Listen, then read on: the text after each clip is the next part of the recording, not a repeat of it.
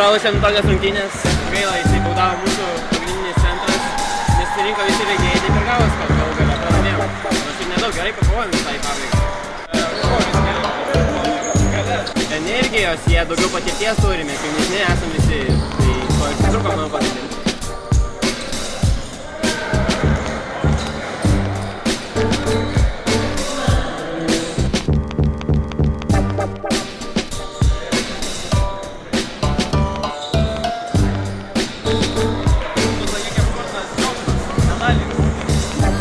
Aišku, reikia džiaugtis ir trečia vieta yra prizinė.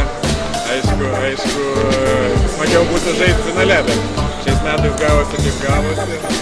Žodžiu, labai didelio džiaugsmo nėra, bet mažasis finalas ir nežinau, viskas tvarkoj.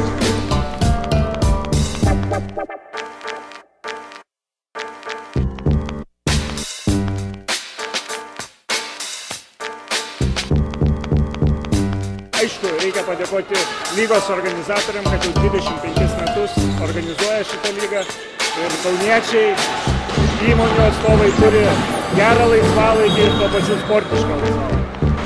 Manėt, kad Kaune vyksta tokie finalai, tuose šampausiuose? Nu, netikėjau, kad tiek daug žiūrovų gali susirinkti. Iš tikrųjų, super, labai džiaugiuosi daug.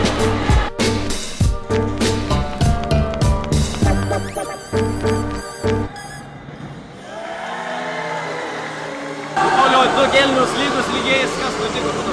Nežinau, manau, pritrūko jėgų. Atrodo, mes turėjom pilną sudėtį, sakykime, turėjom daug keitimų, daug žmonių.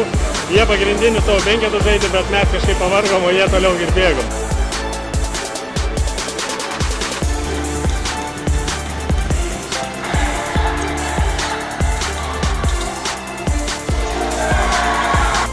Turim nuostabius sirgalius. Esam pasiryžę tai tiražuoti ne tik Kaune, bet ir visoje Lietuvoje. Ačiū.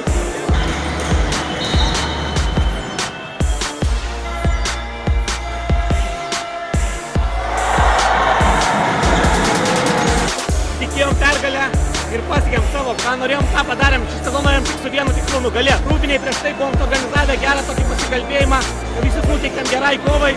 Rezultatas aiškus. Ką norėjom.